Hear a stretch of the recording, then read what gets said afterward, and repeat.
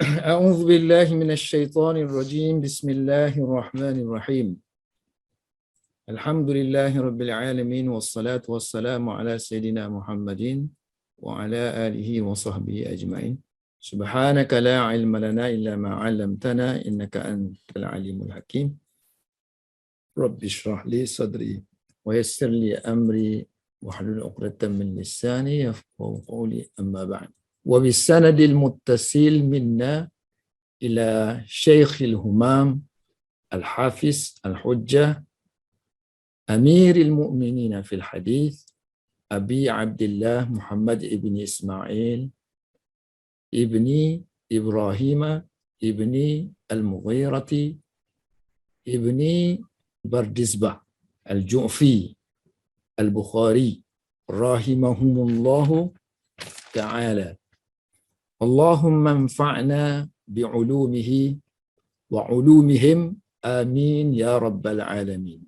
Babul iltimas al-wudu'i idza hanatis salah. Bab menyatakan tentang mencari air wudu. Mencari air idza hanatis salah, apabila tiba waktu solat. Apabila masuk, apabila dekat waktu solat. Wa qalat Aisyah, berkata Aisyah, hadaratis subhu faltumisal ma'u falam yujad fanazala at-tayammumu. Telah tiba waktu solat subuh dalam satu musafir Rasulullah sallallahu alaihi wasallam bersama dengan Aisyah. Waktu tu Rasulullah berhenti sekejap kerana waktu tu Aisyah kehilangan kalungnya. Jadi Nabi suruh pergi cari. Berhentilah sekejap. So berhenti tu masuk waktu solat. So berhenti tengah jalan, mana ada air. Sepatutnya kafilah Rasulullah tu dia berjalan dan dijangkakan sampai ke setiap satu tempat yang ada air. Tapi oleh kerana terhenti di situ dan tiba-tiba masuk waktu solat subuh. Hadir solat subuh artinya masuknya subuh. Faltumisa al-ma'u, maka air pun dicari. Maksudnya sahabat-sahabat mencari air. Falam yujad, tidak ditemui air. Fanazala at-tayammumu, maka turunlah ayat at-tayammum dalam surah Al-Ma'idah tu. Okey, ini kita panggil apa ni? Tarjamatul bab.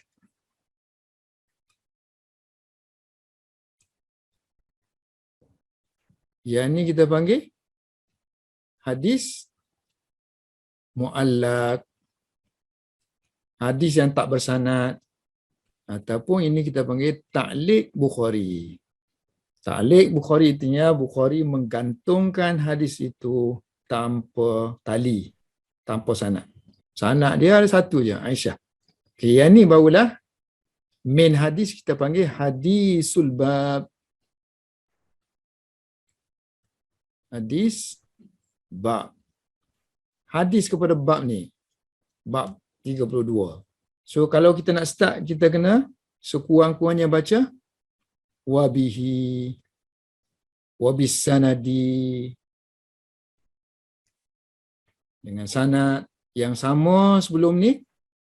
Berkatalah qala, kena sebut qala. Mana-mana tempat yang ada hadatsana, sebut qala dulu. Walaupun tak ada, kena sebut qala haddatsana. Qala artinya berkata. So sebelum hadatsana ni mestilah Imam Bukhari telah berkata, Imam Bukhari haddatsana telah meriwayatkan kepada kami Abdullah bin Yusuf, yakni guru kami Abdullah bin Yusuf, qala. Ini adalah qala dengan akhbarana ni, haddatsana dengan akhbarana ni kita sebut qala. Qala akhbarana Malikun, berkata Abdullah bin Yusuf telah mengkhabarkan kepada kami, telah meriwayatkan kepada kami guru kami iaitu Malik. Hari tu kan saya suruh tengok kitab apa? Qastalani kan? Syarah Qastalani. Sebab Ibn Hajar ni dia tak akan bagi dah secara keseluruhan rawi. Dia bagi sikit-sikit aja. So kita kena tengok Qastalani. Okay, yang kita sekarang ni akhbarana Malik, telah mengkhabarkan, meriwayatkan kepada kami Malik. So Malik tu bila kita tak tahu siapa, kita tengok dalam Qastalani, nanti dia akan sebut Malik di sini ialah yang masyhur dah, dia kata tak payah dijelaskan, Imam Darul Hijrah. Imamu Darul Hijrah. Imam tempat berhijrahnya Nabi sallallahu alaihi wasallam. So imam kepada Darul Hijrah dia Madinah. Imam di Madinah iaitu Imam Malik. Dan telah meriwayatkan Imam Malik kata Malik an Ishaq. So yang ni tak perlu lagi qala an tu tak perlu lagi qala. An Ishaq, daripada Ishaq bin Abdullah bin Abi Talha. So panjang itu kira tak payahlah melainkan dia ada nak jelaskan lagi. Okey, dia tolong sambung lagi ni. So sebab Abi Talha ni kan, ni bukan nama sebenar dia. Nama gelaran dia Abu ni kan. Abu Talha. So biasanya para muhaddis dalam mensyarahkan hadis, dia akan cari dan tolong sebut kepada kita nama dia. So nama dia ialah Zaid bin Sahl, daripada kabilah Ansar. Ansari. Kemudian akhir sekali an Anas bin Malik, daripada Anas bin Malik. Ini semua masyhur lah, sahabat Nabi sallallahu alaihi wasallam. Ini pun dia bubuh lagi. So Anas ni mu tahu tak kita ada Muhajirin dengan Ansar mana satu? Dia kata Anas ni ialah termasuk dalam kabilah Ansar radhiyallahu anhu. Qala, berkata Anas, annahu qala. Biasanya kalau ada annahu ni, so annahu ni ada qala kan. So annahu qala. Nombor bawah tu apa nota dia? Annahu saja. Laisa fi nuskhah qaf annahu. Setengah-setengah manuskrip dia kata tak ada sini. Terus daripada Anas bin Malik dia berkata. Tak ada perkataan annahu. Kita tengok manuskrip India ada tak? Ini saya tunjuk yang India punya. Manuskrip India qala annahu, ada sini pun ada annahu. Yang ni banyak manuskrip. Yang ni manuskrip, yang ni pun ada annahu. Semua ada annahu. Okey, kembali kita tadi. Qala ra'aitu, kata Anas, ra'aitu Rasulullah sallallahu alaihi wasallam. Aku melihat Rasulullah sallallahu alaihi wasallam. Nombor 2 tu note apa? Ada setengah manuskrip sebut Nabi, perkataan tu. Ra'aitu Nabi sallallahu alaihi wasallam. Aku tengok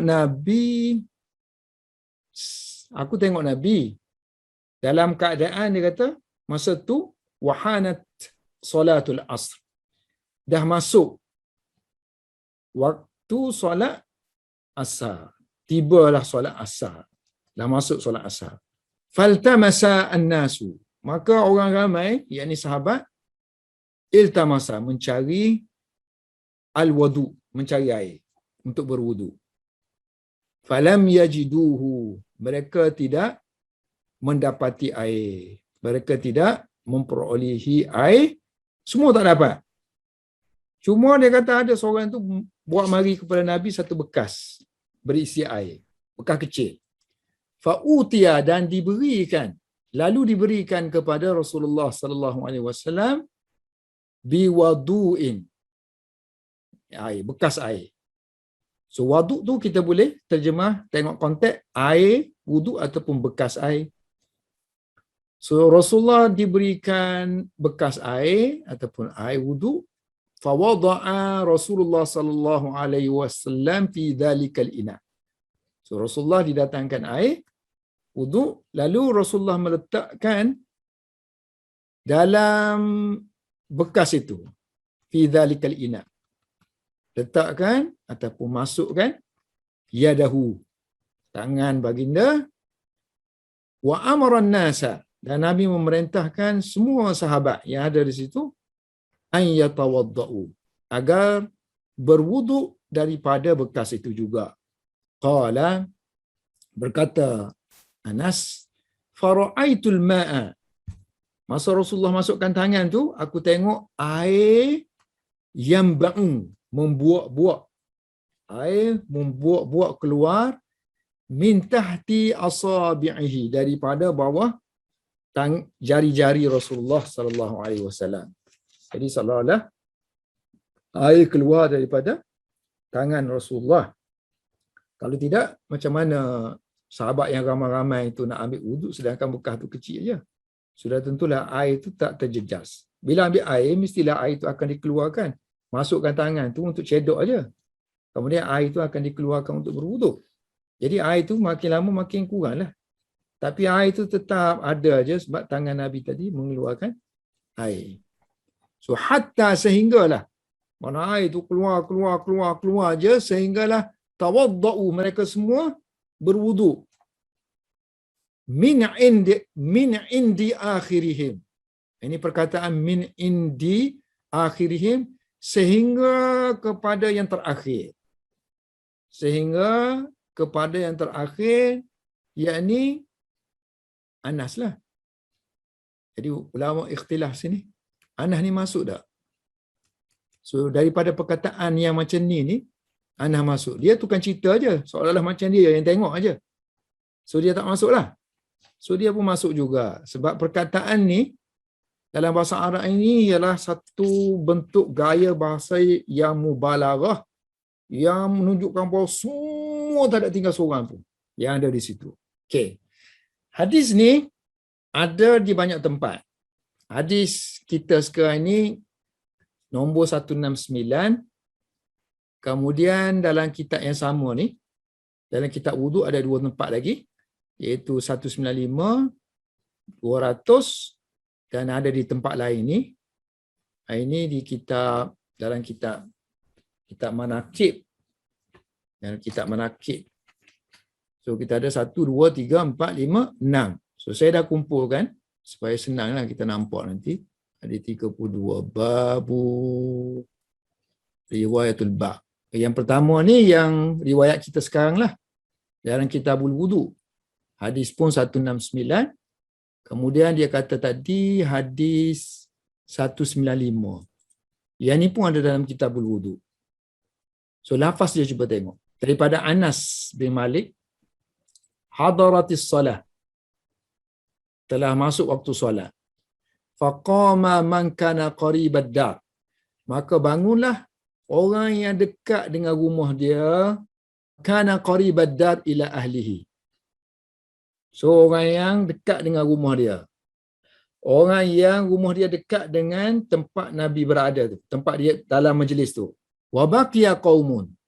So yang lain tu duduk situ aja. Seolah-olah macam sahabat ni terbahagi kepada 2 lah. Satu yang datang daripada jauh-jauh, satu lagi yang berdekatan dengan Masjid Nabawi. Kemudian fa'utiya Rasulullah sallallahu alaihi wasallam bi mikhdabin. Ini pun khilaf ni antara Nabi ni duduk mana ni? Peristiwa ni berlaku di mana ni? Di Masjid Nabawi ke ataupun yang berdekatan dengan Masjid Nabawi? Ataupun di luar sana tu, masa musafir tu. Fa'utiya Rasulullah sallallahu alaihi wasallam bi mikhdab. So Rasulullah didatangkan dengan satu bekas, nama dia mikhdab, yang diperbuat daripada batu. Dalam tu ada air. Tapi dia kata bekas tu kecil. Nak masuk tangan pun susah. So fawatawadda al-qaum kulluhum. Tapi dia kata semua berjaya ambil wuduk dengan bekas tu. Dia tak cerita sini yang Nabi masuk tangan tu, tak cerita kan. So kami pun tanya Anas, berapa orang semua kamu ni? Kam kuntum? So Anas kata 80 orang lebih. Sama ni wa ziyadatan. Kalau yang kita tadi kan ada tak sebut berapa orang, tak sebut pun. Dalam kitabul wuduk juga kata Anas, anna Nabi sallallahu alaihi wasallam da'a bi ina'in min ma'. So Nabi minta didatangkan kepada dia bekas air untuk berwuduk. Kemudian dibawa kepada Nabi satu qadah. Qadah ni pun satu bekas lah. Dia kata bekas dia ni jenis Rah-rah. Ini mulut tu luas. Wasi'ul fam. Ina wasi'ul fam. Tapi dalam tu kecil. Luas lah sikit. Mulut tu luas. Tapi nak masuk, barulah boleh ramai masuk tangan kan. Fihi syai'um mimma. Dalam tu dia kata ada air. Lalu Nabi pun memasukkan tangannya ataupun jarinya ke dalam air itu. Kemudian Anas berkata, aku melihat air itu membuat keluar daripada celah-celah jari Rasulullah sallallahu alaihi wasallam.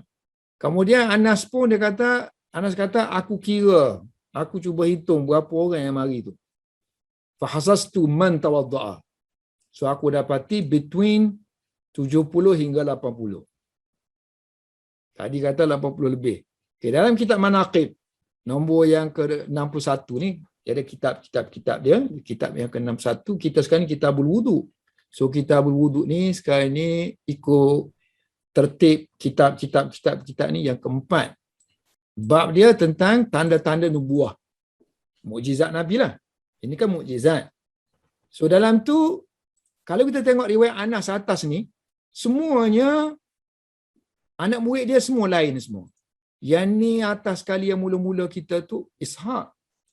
Kemudian yang nombor 2 yang hadis 195 Humaid. Kemudian yang 200 ni Sabit. Yang dalam kitab Manaqib ni Qatadah an Anas radhiyallahu anhu. Qala utiya Nabi sallallahu alaihi wasallam bi ina'in. Nabi dibawa dengan satu bekas. Nabi didatangkan dengan satu bekas. Dan masa tu dia kata Nabi berada di satu tempat nama dia Az-Zawra. Ini kalau hadis ni menunjukkan bahawa tempat tu bukan Masjid Nabawi. Hadis ni. Cuma kita kena tentukan adakah hadis kita sekarang ni dalam Bukhari yang mula-mula tadi tu sama dengan hadis ni ataupun dua peristiwa yang berlainan. So Nabi duduk di Zawra, fawada'a yadahu fil ina. So Nabi pun letakkan tangannya dalam ina, dalam bekas. Lalu dia kata air itu keluar daripada celah-celah jari baginda. Orang ramai ni, yakni sahabat pun berwudu.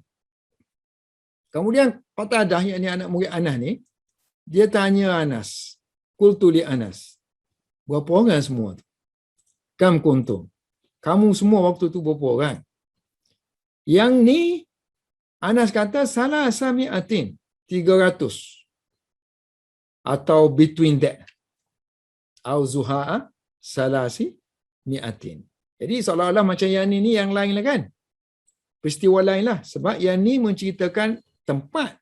Lain lah sebut tempat. Kemudian bilangan pun dah lain dah. Cuma Anas ni sebab dia kan khadim Rasulullah sallallahu alaihi wasallam. Jadi sudah tentulah dia banyak mengekori Nabi ke mana-mana tempat yang berlainan. Yang seterusnya dalam kitab Manaqib juga cerita dia, ra'aitu Rasulullah sallallahu alaihi wasallam wa hanat salatul asr. Yang ni lebih kurang sama dengan yang ni sekarang ni. Aku melihat Nabi pada waktu tu dia kata solat asar dah masuk. Maka air wuduk dicari-cari.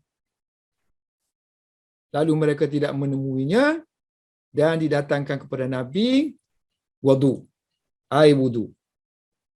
Nabi pun letak ataupun bekas, lalu Nabi pun letak dalam tangannya dalam bekas tersebut dan Nabi memerintahkan. So lafaz dia lebih kurang je yang ini.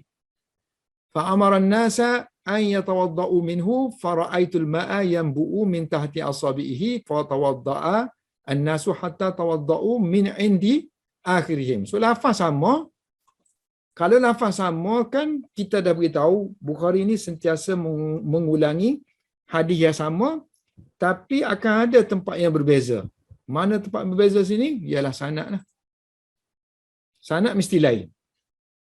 Dia tak akan bawa hadis yang sanad yang sama dan matan yang sama. Kalau matan sama, sanad mesti berlainan. Okey, yang seterusnya dalam kitab Manaqib juga ni, Sami'tul Hasan, tengok So anak murid dia Hasan, walaupun madar sanad tu tentak sama iaitu Anas. Yang ni terang-terang sebut Nabi keluar ni. Kharajan Nabi sallallahu alaihi wasallam fi ba'di makharijihi. Nabi keluar. Bersama-samanya ialah Anas dan sahabat baginda. So mereka berjalan sampai tiba waktu solat. Cari air, tak jumpa. Falam yajidu ma'an yatawadda'una. Fantalaqa rajulun. Pergilah seorang lelaki mencari air Di kalangan kaum tu dan datangkan qadah. bekas. Tapi airnya sikit aja. So Nabi pun mula berwudu. Kemudian Nabi pun masukkan jari dia yang 4 tu ke dalam qadah tu. Kecuali ibu jari. Summa qala, kemudian Nabi kata, bangun semua, mari berwudu. Ayat ni sebut Nabi berwudu dulu. Kemudian untuk bahagian sahabat pula, Nabi celuk semula air tu. Madda maknanya memanjangkan, artinya meletakkan. Membuka jarinya, masukkan ke dalam air tu. Kemudian panggil sahabat, datang mari berwudu. Lalu mereka pun berwudu sehinggalah balagu fima yuriduna minal wudu. Mereka sampai ke fima yuriduna minal wudu wa kanu sab'ina au nahwahu. Balagu fima yuridu maksudnya tawadda'ul wudu al-kamil alladhi yuridunahu. So masing-masing tu tak rasa runsing dah. Air sedikit tu nak berwuduk jimat-jimat tak. Ambil yang kamil, sempurna. Maknanya kalau sunat tu 3 kali, 3 kali. Tak unsir dah air tu sedikit. Sebab mereka lihat dah air tu keluar daripada tangan baginda Rasulullah sallallahu alaihi wasallam yang sudah tentu tidak akan munqati', tidak akan berhenti air itu. Jadi kalau kita tengok syarah oleh Qastalani, sebab hadis tu berbeza-beza kan keadaannya. So dia kata dari segi sanad kita tengok ada 4 situ yang berlainan, artinya anak murid Anas lah. Satu riwayat Qatadah, riwayat Ishaq, riwayat Hasan, riwayat Humaid. Kemudian dari segi yang berbeza, dari segi dia kata yang pertama yakni riwayat Qatadah. Kalau riwayat Qatadah ni ada sebut tempat dia di Zawra. Zawra tu memang terletak dalam Madinah pun. Begitu juga yang keempat, yang ni, yang Humaid. Wakaza tu artinya maksudnya di Madinah lah ni. Di Madinah. Dalam syarah dia kata di Masjid Nabawi. Masjid di sini, dia kata Masjid Nabawi. Yang Humaid punya. Sebab yang kita punya ni, yang Bukhari sekarang ni, yang kita punya sekarang ni, yang atas tadi tu, tak ada sebut nama masjid pun. So, riwayat yang ketiga, maknanya yang Hasan, anak murid Anas yang Hasan tu, dia kata peristiwa ni berlaku semasa musafir. Sebab kharaja kan, Nabi keluar. Mana yang Hasan tadi? Kharaja, Nabi keluar daripada Madinah. Ini dari segi tempat. Maknanya di Madinah dan juga di luar Madinah. Satu lagi dari segi bilangan. Untuk yang pertama iaitu riwayat Qatadah. So disebut bilangannya ialah 300. Wa fi salisah riwayat Ishaq. Yang kita sekarang lah kan. Wa fi salisah kanu sab'ina. Wa fi rabi'ah samanina. Wa fi salisah riwayat Hasan. Riwayat Hasan yang Nabi keluar lah kan. Nabi keluar tu lebih kurang dia kata 70 orang. Kemudian riwayat yang keempat Samanina. Yang Humaid punya tu. Riwayat Humaid sebut Samanuna rajulan. Yang lafaz hampir sama riwayat Ishaq. Maksudnya betul lah, memang samalah sebab sini Ishaq dah. Sama yang dengan kitabul wuduk kita sekarang ni. Okey, yang ni serupa yang Ishaq ni dengan riwayat kita sekarang ni. Dalam kitab Manaqib kan.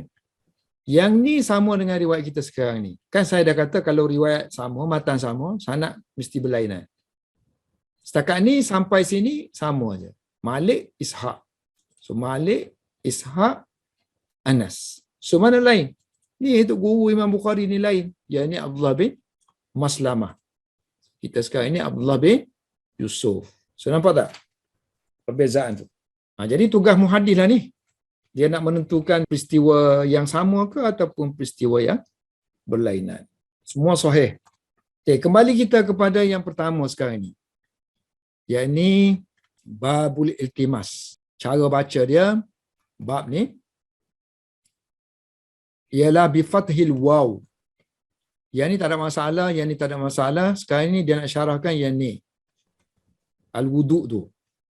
Sebab boleh baca dua kan? Satu al-wuduk, satu al-wadu. Untuk yang ni kita baca dengan fathah dia kata. So baca dengan waw ni, baca fathah. Bifathil waw. Bifathil waw. So maksud iltimas ni ya talab. Ai babu talabi al-ma'i. Jadi dah ditafsirkan kalau kita baca waw sini baris fathah, artinya air. Al-ma' lil wudu. Air untuk wudu. So wudu ni kita boleh baca wudu, boleh baca wadu. Spelling sama kan kalau tak ada baris. Dulu memang tak ada baris. So yang ni maksudnya air. Yang ni maksud perbuatan berwudu. Jadi kalau kita tak ngaji bahasa Arab ataupun tak ada syarah, nanti kita akan terjemah bab mencari mengambil wudu. Gitu. Bab mencari wudu. Mencari wudu. Mana wudu ni boleh cari? Tak boleh. Yang ni baris-baris ni setelah ada kitab syarah seperti Ibnu Hajar ni lah. Barulah orang masukkan baris ni. Kalau tidak tak berani nak masukkan. Takut salah. Idza hanatis solah. So hana ni. Pun dulu kan kadang-kadang titik ada tak ada, ada tak ada. Ada orang bubuh titik ataupun titik tu tanggal. Jadi dia kata bimuhmalah. So ha ni jangan ada titik. Sebab dia punya rumah tu seperti kha. So kha pun macam tu juga. Bezanya ada titik tak ada titik aja. So zaman dulu dia tak boleh bezakan. Sebab dia mari jumpa tok gurunya, tok guru baca ha. Hanatis solah. Tulisnya macam ni. Boleh baca kha, boleh baca ha. So makna hanat ialah qarubat. Telah dekat waktu solat. Dekat waktu solat ni maksudnya waktu dah masuk. Mencari air wuduk, lafaz wuduk ditulis dengan memfathahkan huruf waw, artinya mencari air untuk berwuduk. Izahat dibaca dengan ha, iaitu hampir tiba. So kalau kita baca pun kita tak tahu apa benda nak cakap ni. So rupa-rupanya maksudnya gitu. Maknanya ha ni rumah dia sama dengan kha zaman dahulu tak ada titik. Jadi di sini dia memastikan di sini yang tak ada titik. Dari segi bacaan. Qarubat ini as-salat. Solat dah dekat. Tapi dalam teks kita tulis telah dekat solat kan? Telah dekat solat. Mana bukan telah dekat solat? Telah dekat waktu solat. Waktu nak solat tu dah dekat dah. So kena tambahlah. Maksud dia solat di sini ialah waktu solat. Waktuha. Allazi tuqa'u fihi. Solat yang akan ditunaikan. Di dalam waktunya. Jadi kadang-kadang tu dalam in Arabic, so lafaz dia ni walaupun nampak ni kan, nampaknya maknanya telah tibalah solat kan. So nampaknya solat tu. Jadi kalau makna secara terperincinya itu akan dijelaskan oleh ahli ulama kita lah. Maksud dia bukan solat, waktu solat. Waktu nak solat tu dah dekat dah. Barulah cari air. Bukan waktu ni dah masuk, ni waktu belum masuk. Yang ni dah masuk. Sekarang ni masuk dah. So bila dah masuk, okay, sekarang ni kita nak solat dah. So waktu untuk menunaikan solat tu dah dekat dah. So Nabi dah get ready dah nak solat. Masa tu lah cari air. Bukannya sebelum waktu solat tu, waktu tu wajib kena cari air. Baik, sekarang ni permasalahan tajuk kita di sini ialah kenapa Imam Bukhari letakkan tajuk kena cari air ni ketika dekat nak solat, bukannya sebelum solat ni. Tapi sini. Sebab ayat Al-Quran sebutkan, ya ayyuhallazina amanu idza qumtum ila solat. Wahai orang beriman, jika sekiranya kamu nak sembahyang.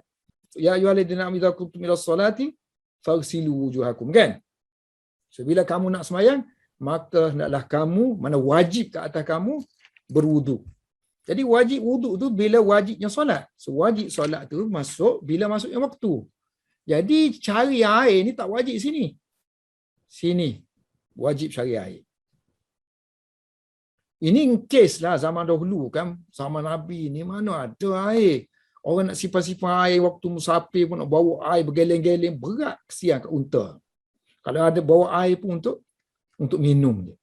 Jadi dah ada jangkaan nanti kita akan tiba di wadi sekian. Di situlah kita akan berwuduk. Tapi berlaku je kes di mana kita terpaksa berhenti, ada kes demam lah, apalah, berhenti kat situ. Masuk waktu solat. Masa tu wajib. Sebelum tu syariat memberi keringanan. Tak payah dia kata sebab solat ni wajib jadi sufi-sufi belaka, so kena sedia air awal-awal lagi. So syariat tidak memaksakan kita. Masuk solat, waktu solat barulah dikira wajib mencari. Jadi di kalangan ulama ada dua lah firqah, dua puak. Satu wajib cari air, wajib talab kita panggil. Kita panggil wajib talab. Talab ni iltimas lah.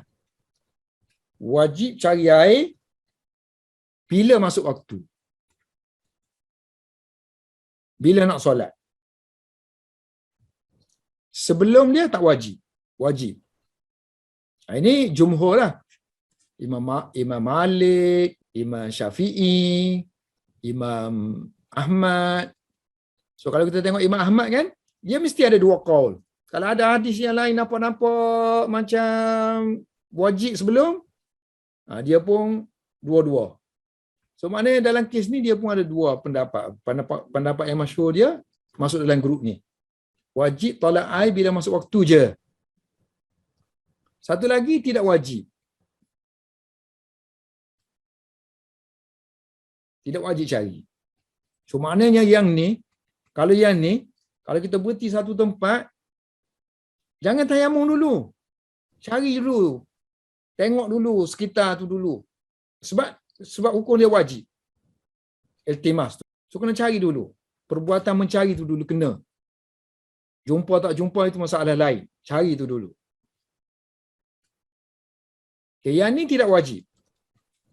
Yang ni awak nisbahkan kepada Abu Hanifah.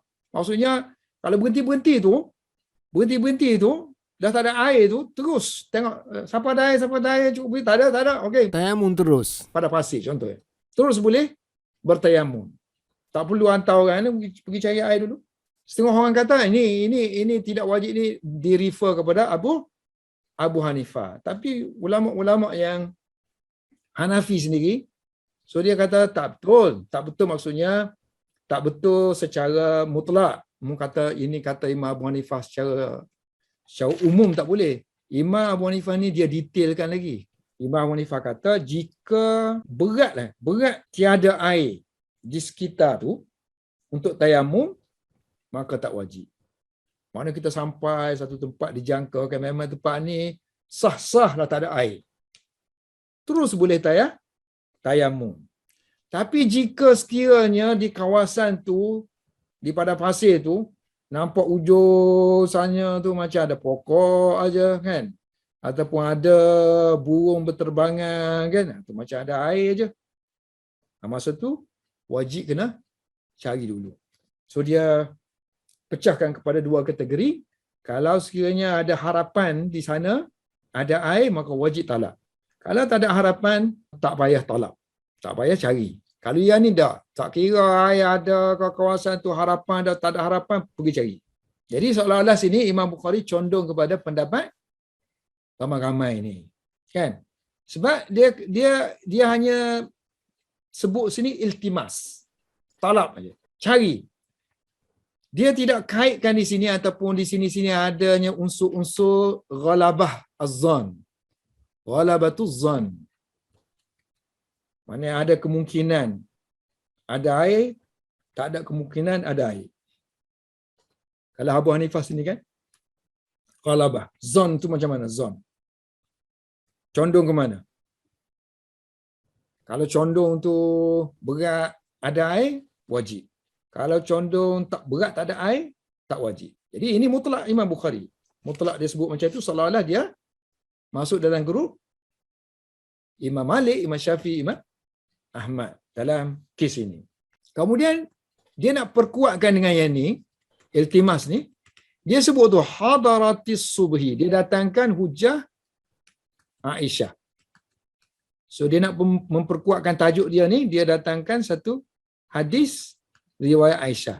Hadaratis subuh. Yang ni bila subuh tu masuk, barulah wajib cari air. Ni, barulah mereka tu cari air bila masuk waktu. Dan tak ada riwayat tu disebut Nabi marah. Nabi kata, pasal tak sediakan air dulu? Sediakanlah air. Tahu dah kita ni memang kalau musafir kena solat. Sediakanlah air. So Nabi tak marah.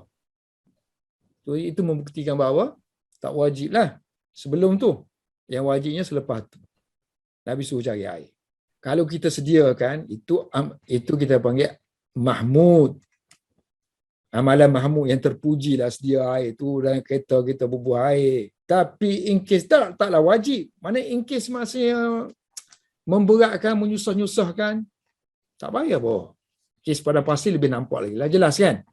Kalau kes kita ni, kena adalah botol tu sikit kan, air minum ada boleh. Wuduk. Bahkan kita zaman ni macam tak ada masalah lah.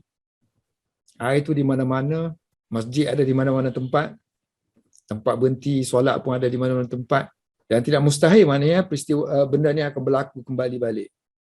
Pada zaman kita tak tahu 100 tahun lagi, 200 tahun lagi kalau bumi ni masih ada, Allah tak kiamat kan. Macam-macam boleh terjadi. Sekarang ni corona berlaku pun dah, macam-macam dah. Tak boleh bergerak. Okay, seterusnya waqalat Aisyah. Dia akan syarahkan kepada kita hadis ta'liq ni. Ta'liq hadis mu'allaq. Waqalat Aisyah. Kan semalam kita dah beritahu minggu lepas, hadis yang ta'liq ni, yang tak bersanad ini, Ibnu Hajar akan tolong kita cari di mana hadis ni sanadnya lengkap. Sebab tanpa sanad kita tak boleh mempercayai bahawa itu datang daripada Rasulullah sallallahu alaihi wasallam. Ini sebuah hadis mestilah bersanad. Memelihara apa yang berlaku pada Nabi, apa yang diucapkan Nabi itu memang betul, bukannya rekaan. Waqalat Aisyah, berkata Aisyah, so maksudnya hadza tarafun. Ini adalah satu keratan hadis min hadisiha, daripada hadis Aisyah sendiri. Fi qissati, dalam kisah tentang nuzuli ayat tayammum, tentang turunnya ayat at-tayammumi, tayammumi. So wasayati akan datang nanti fi kitab tayammum, dalam kitab tayammum. Kita sekarang ni kitab wudu, kitab tayammum, insya-Allah taala hadis ini kita akan bahaskan. Wasaqa, Imam Bukhari membawa hadis ni huna, di sini, mana hadis tu di sana. Dia datangkan di sini bil lafzi Amr bin Al-Harisi. Daripada sanad Amr bin Haris, daripada Abdul Rahman ibn Al-Qasim an abihi. So sanad dianya ialah sanad Aisyah dalam kitab tayamum. Yang ayat Al-Quran kan surah Al-Maidah tu, ayat tayamum. Falam tajidu ma'an fatayammamu.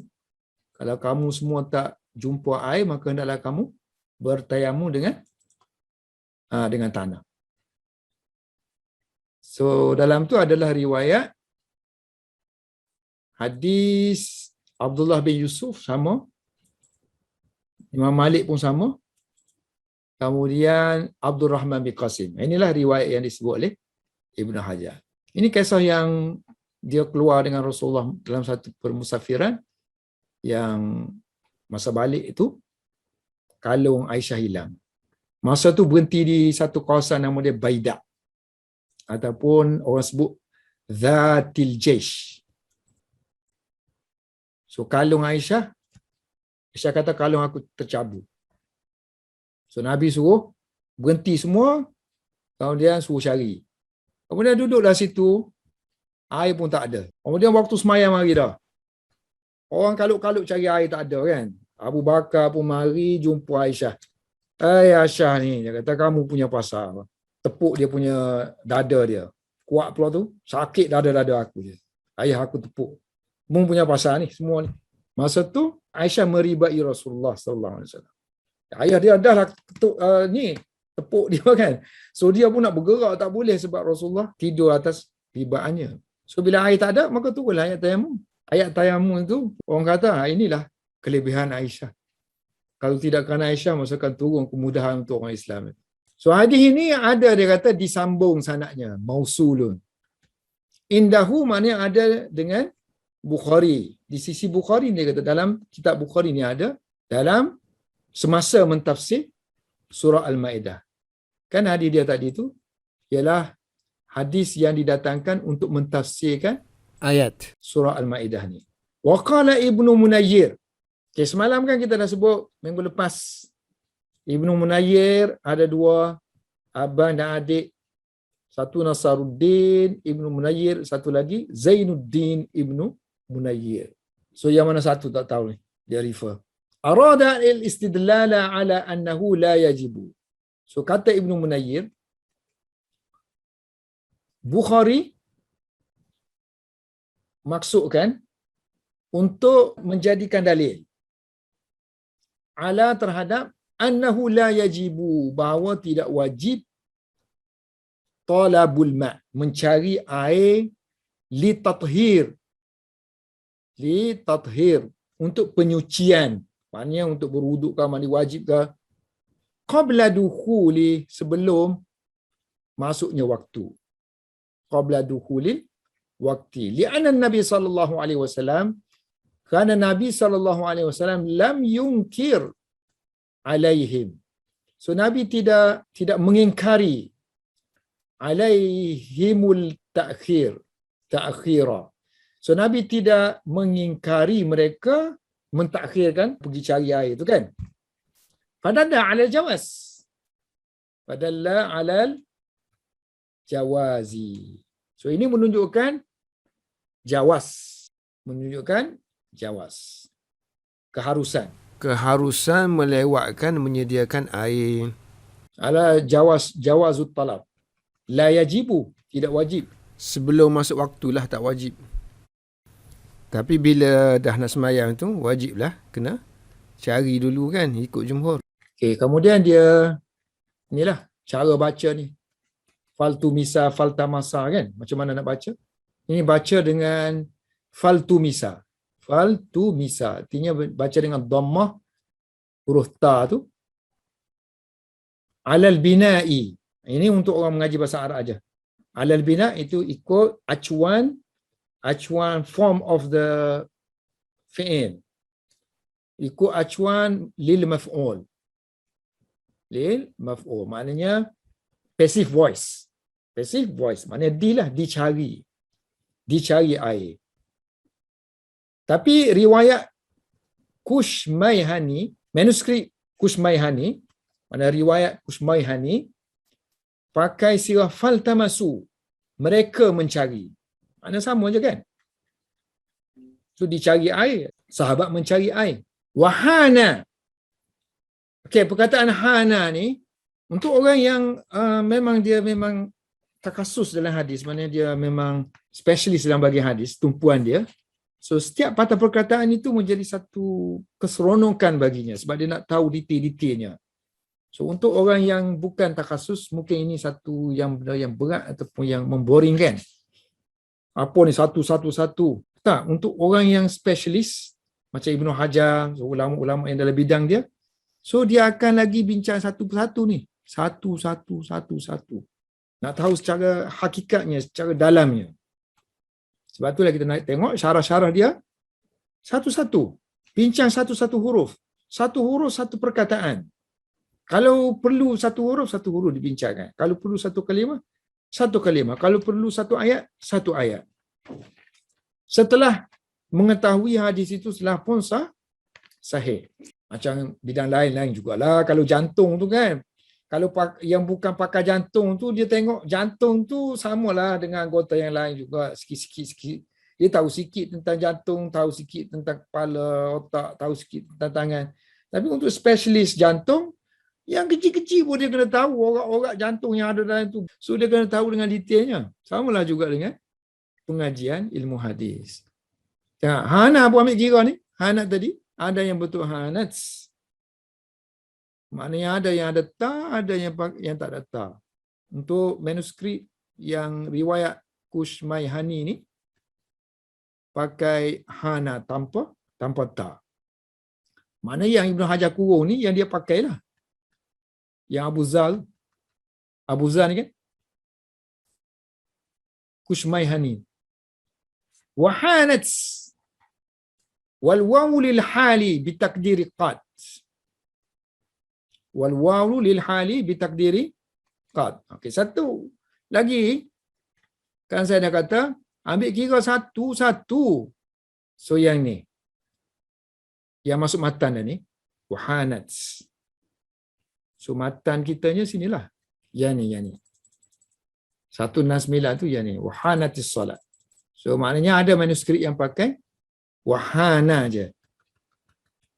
Wahana. So terjemahan tadi, aku melihat Rasulullah sallallahu alaihi wasallam pada waktu itu solat dah masuk, solat asar. So wow ni dalam bahasa Arab ni kan dia macam at that time, saya nak katakan.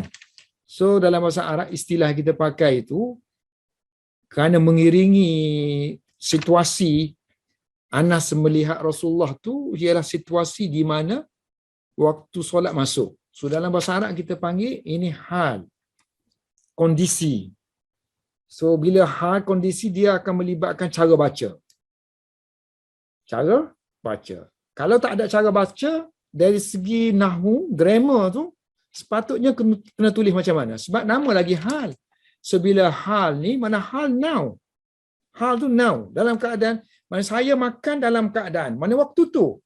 Dia bukan past, dia bukan in the future. At that time. Pada waktu tu. So mestilah kondisinya ialah sekarang. Walaupun peristiwa dulu, tapi waktu tu, waktu sedang berlaku tu. Kita panggil hal lah. So dia tak boleh satu perkataan yang kalimah yang menggambarkan future ataupun past. Macam hanat ni fi'il madhi. Hanat fi'il madhi makna past. Mana boleh sesuatu yang menggambarkan keadaan Rasulullah digunakan bentuk sirah tu sirah madhi. Past tense. Tak boleh, tak betul dalam bahasa Arab. So sebab itulah Ibnu Hajar kata selepas waw ni kena ada qad. Kena ada qad. Kerana tugas qad ni dia tarik fi'il madhi ni past tense tu jadi now. Sekarang. Kamu orang sembahyang kan? Qad qamatis salat, qad qamatis salat. Qad. Qamat. Ni qamat ni past tense. Sekarang ni sembahyang ni kita belum buat lagi. Ni dia kata sembahyang telah berlaku, sembahyang telah berlaku. Mana boleh telah berlaku. Sekarang ni, sekarang. So makna yang lepas tadi tu dia tarik oleh qad. Mana sekarang? Like now. semayang akan didirikan. Tapi oleh kerana sudah ma'ruf kalau ada waw ni, dan waw itu menunjukkan keadaan, maka qad ni kadang-kadang tak perlu dimasukkan. Sudah ma'ruf. Tapi untuk mensyarahkan kitab ni, kita kena cakap lah. Ni ada qad sebab dari segi rule-nya nahwu kena macam tu. Faham tak?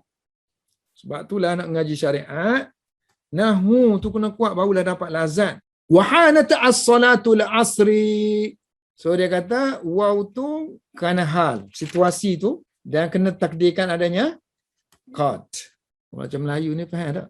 Ketika masuk dari riwayat Kusmihani Boleh dua-dua. tercantum hanats, wahanats.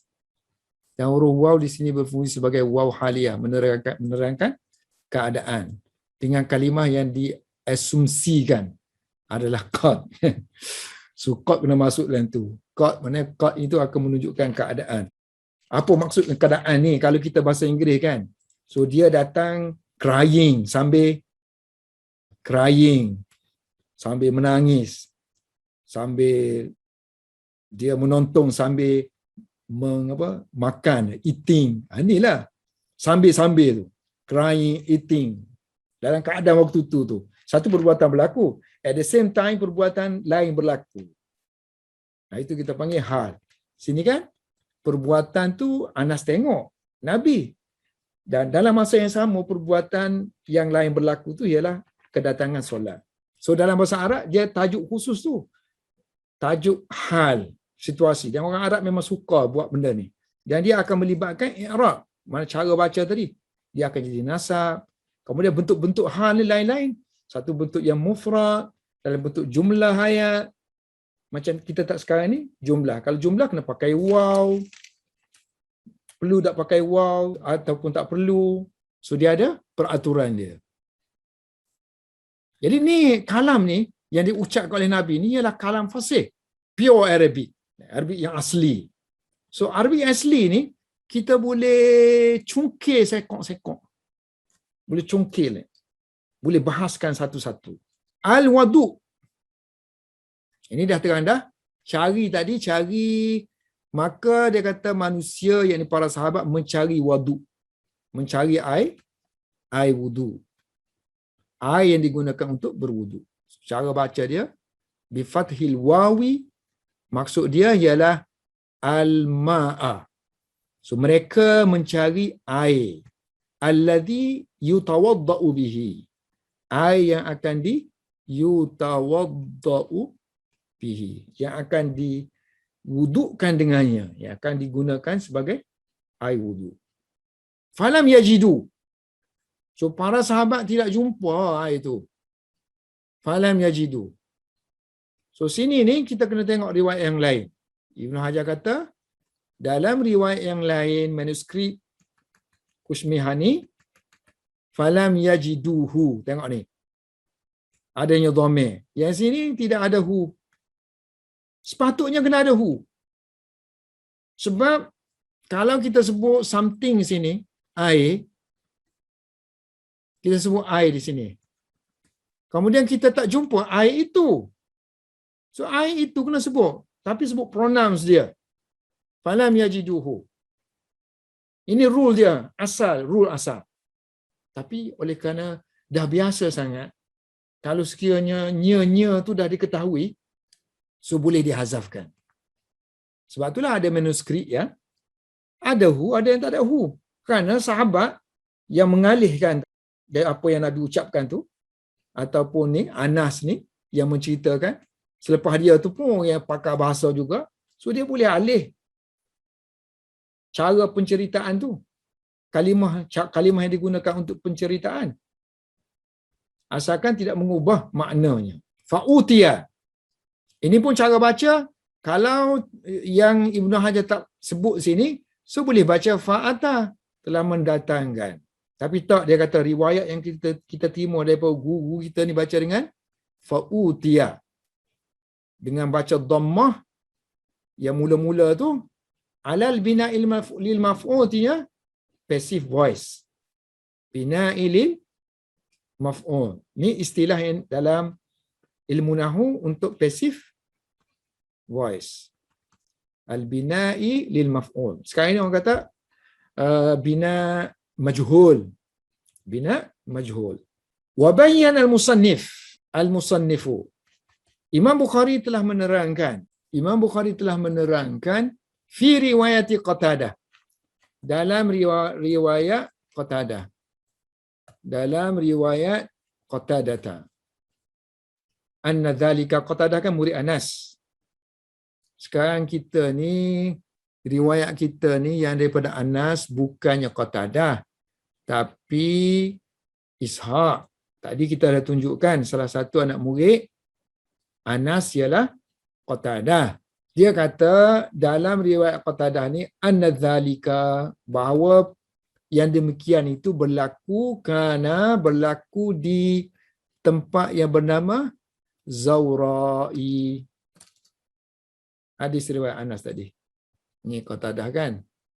Riwayat Qatadah daripada Anas, wa huwa bizawra. Nabi berada di Zawra. Jadi seolah-olah peristiwa ni berlaku di Zawra. Wa huwa suqun bil Madinah. Zawra ialah pasar, sebuah pasar di Madinah. Di Madinah pada zaman Nabi pun ada banyak pasar-pasar. Ada pasar Yahudi pun ada. So bila Nabi tengok Yahudi pasar dia buat, so Nabi buat pasar sendiri. Pasar untuk kaum muslimin, Zawra, berdekatan dengan Madinah. Dan tempat ini pada zaman Sayyidina Uthman radhiyallahu anhu, dia jadikan tempat untuk azan yang pertama. Get ready pada waktu Jumaat. Semua ni kena get ready ni. Sekarang akan didirikan. So ada 3 azan. So, azan yang pertama ni dia akan dikumandangkan di Zawra. Dulu kan dia Madinah ni dia ada tembok, dia ada sempadan dia. Sempadan yang hujung sikit tu. So di luar sana tu ada satu, dibinakan satu tempat lah yang untuk diazankan. Jadi ulama letih juga nak cari Zawra untuk zaman sekarang, sebab bila zaman berlalu geografi pun dah berubah, bentuk bandar-bandar pun dah berubah, akhir sekali tak tahu Zawra tu apa. Cuma di tempat tu kata ahli-ahli pengkaji nak tahu Zawra mana, cari-cari tak jumpa. Tapi di tempat tu ada nama satu masjid, nama Masjid Fatimah Az-Zahra. So bila tahqiq, dia kata ni orang salah sebut ni. Sebenarnya sepatutnya Zawra ni. Tapi salah sebut jadi Zahra. Ada masjid tu. Dekat masjid tu lah, di belakang tembok dia kata nama dia Babul Misr. Gate of Mesir. Di situ adanya tempat yang Rasulullah duduk situ dalam kejadian ni. Dan Sayyidina Uthman jadikan tempat azan. Kemudian dibina masjid berdekatan dengan situ. Kemudian pentahqiq pergi lagi cari nak cari betul tak betul ni Zawra sini kan. Cari. Kemudian mereka tengok dokumen lama. Jumpalah maksudnya dalam peta-peta surat menyurat persempadanan tanah-tanah yang dimiliki oleh tuan-tuan tanah tu. So ada nama Zawra di situ. Memang situ nama Zawra. Dan ini disebut dalam salah satu syarah Bulughul Maram. Sebab hadis ni ada. So dia pengarang tu dia pergi cari. Dan nama dia berubah. Sekarang ni nama dia Al-Munakha. Munakha. So Munakha ni tempat untuk landing, untuk buang longgokan barang-barang yang dagangan yang dipikul olehnya. Pasar lah. Munakha. Ni yang nama dulu lah. Nak besar kan tak boleh. Yang saya ada yang gambar dulu je. Unta-unta je kan. Turun. Sekarang ni dia kata masyhur dengan nama Pasar Munakha. So, nama dah berbagai-bagai. Nama Pasar Madinah, nama Baqi'ul Khail, Suqul Musalla, Sukul Baqi', Sukul Batha. Yang ni, Suku Zawra. Orang bawa ni pasal sama-sama dulu bawa macam ni kan. Bawa dengan unta. So, sambung lagi tadi atas biwadu'in. Nabi didatangkan dengan air wudu. Yalah, Nabi didatangkan dengan wadu, dengan air wudu. So, cara baca dia, waw tu bagi atas. Di fathi. Maksud dianya, air ni sini maksud dianya ialah bi'ina'in, dengan satu bekas yang di dalamnya ada air, fihi ma'un, untuk Nabi berwuduk dengannya, liyatawadda'a bihi. Wa waqa'a fi riwayat Ibni Mubarak, Guru Imam Bukhari, faja'at rajulun bi, seorang lelaki telah bawa kepada Rasulullah qadahin, satu bekas, fihi, dalamnya ada air, ma'un, air itu sedikit, yasiru, fasagura, menjadi kecillah, ayyabsuta, kecil untuk Rasulullah membuka, Rasulullah SAW membuka kaffahu, tangan baginda, fihi, dalam bekas tu. Mana bekas tu kecil, nak buka tak boleh, jari terpaksa tutup, jari tu baru boleh masuk. Fadamma, lalu Rasulullah pun menutup jarinya, jari-jari, asabi'ahu, wa nahwuhu. Seperti ni juga, riwayat ni juga yang menceritakan bahawa sempitnya bekas tu kecil, sempit nak masuk, mulut dia tu sempit nak masuk, tangan agak sukar. Dalam riwayat Humaydin yang akan datang, Al-Atiyah, dalam bab wuduk, mengambil wuduk di dalam minal mikhda', satu alat yang dinamakan mikhda'. So alat-alat bekas inak ni untuk mengambil wuduk, ada kadang tu panggil qadah, kadang mikhda'. Cuma masalah kita di riwayat ni ialah lafaz yang digunakan oleh Ibnu Hajar untuk riwayat Ibnu Mubarak, guru Imam Bukhari ni, tak sama dengan apa yang diberikan oleh Ibnu Hajar. Tak sama dengan riwayat yang ada dalam Ibnu Mubarak. Kerana lafaz yang ni lafaz fasagura ayyabsuta ni, ini lafaz Humaid. Bukannya lafaz riwayat, kalau riwayat Humaid ni, riwayat Abdullah bin Ibnu Munir, Al-Munir. Ibnu Munir. Kalau riwayat Ibnu Mubarak, riwayat dia bukan macam ni. Cuba kita tengok yang kita kumpul itu tadi.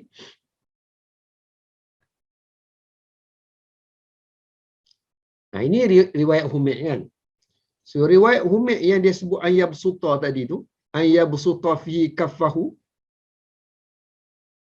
ini kan, ini perkataan ayyabsuta fasagura, kecil untuk buka tangan. Ini ada dalam riwayat Humaid. Maknanya tu guru dia tu ialah Ibnu Munir. Tapi kalau riwayat yang Ibnu Mubarak,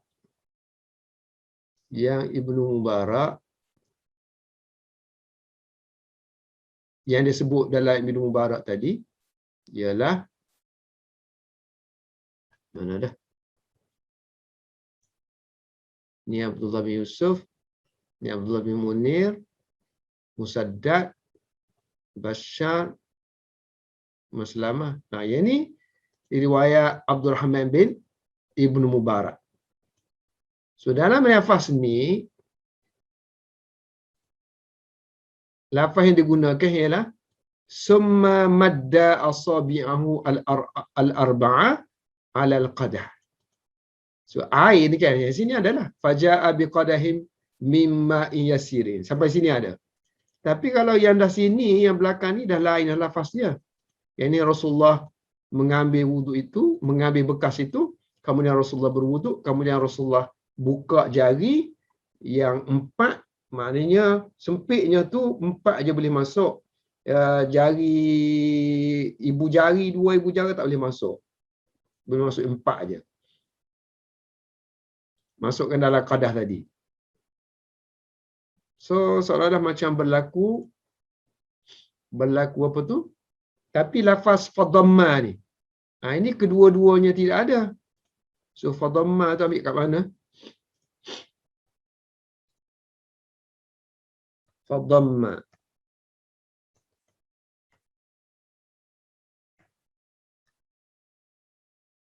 So kalau perkataan fadamma tu, ini riwayat Humaid. Yang satu lagi riwayat Humaid. Ini betul-betul riwayat Humaid. Kan? Yang ni lafaz ni, ayyabsuta fihi kaffahu fadamma asabi'ahu wa wada'ah. Perkataan dhamma tu. So ada dalam riwayat Humaid. Jadi kita tak tahulah apakah hakikat yang dikemukakan oleh Ibnu Hajar dari segi riwayat itu, sama ada ikhtilat di situ, salah pindah-pindah, ataupun Ibnu Hajar ada manuskrip Sahih Bukhari itu untuk riwayat Ibnu Mubarak tu, dia dah macam yang ni lah. Macam yang Humaid lah. Kan dia nak serupa nanti kan, hampir nak serupa kan. Tapi yang kita ada ni tak sambung. Habis wallahu alam bis-shawab.